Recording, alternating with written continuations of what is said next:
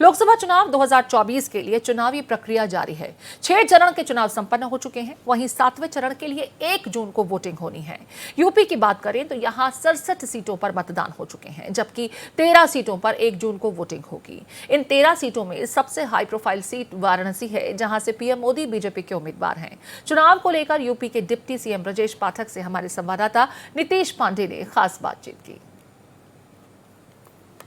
चरण के लिए 1 तारीख को वोटिंग होना है और यूपी का सबसे जो हॉट सीट है वो है वाराणसी में प्रधानमंत्री नरेंद्र मोदी खुद यहां से चुनाव लड़ रहे हैं। तीसरी बार मैदान में है, 2 बार यहां से चुनाव जीतकर प्रधानमंत्री बन चुके हैं।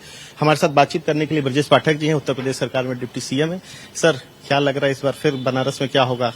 वाराणसी में इस बार सभी रिकॉर्ड टूटेंगे और माननीय मोदी जी एक तरफा यहाँ जीतेंगे। हमने सर्व समाज के लोगों से बात किया है।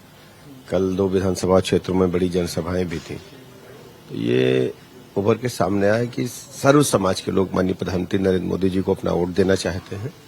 उनका मानना है कि मोदी जी ने वाराणसी का कायाकल्प कर दिया है।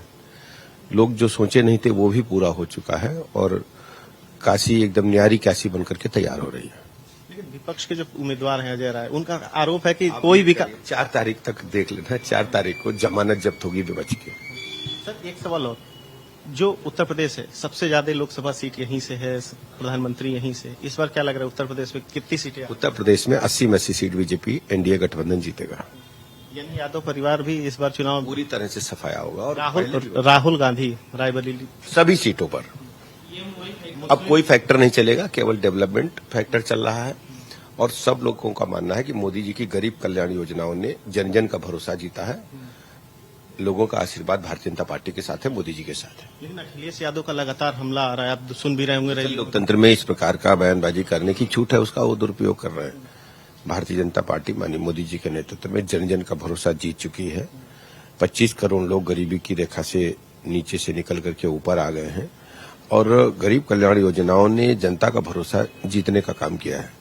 और ये पहले संभव नहीं हो पाया था, जो मोदी जी ने इन 10 वर्षों में करके दिखाया है। दुनिया में देश का सम्मान बढ़ा है, भारत माता की जय जयकार हो रही है। अयोध्या में प्रभु रामलला का भव्य मंदिर बन चुका है।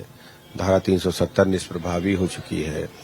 3 तलाक कानून जो सदियों से जो अभिशाप हमारी मुस्लिम बहनें जल रही थी, उसको भी समाप्त करने का काम मोदी जी ने किया है।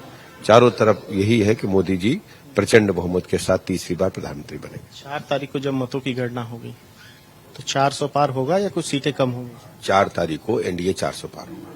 तो ये थे उत्तर प्रदेश सरकार में डिप्टी सीएम ब्रजेश पाठक जी, जिनका साफ तौर से कहना है कि 4 तारीख को जब मतों की गणना होगी तो एक बार फिर से भारतीय जनता पार्टी की सरकार बनी होगी और जो बीजेपी का मानना है कि 400 सीटें जो पार का दावा है वो भी पूरा होगा। नीतीश पांडे, भारत एक्सप्रेस, वाराणसी।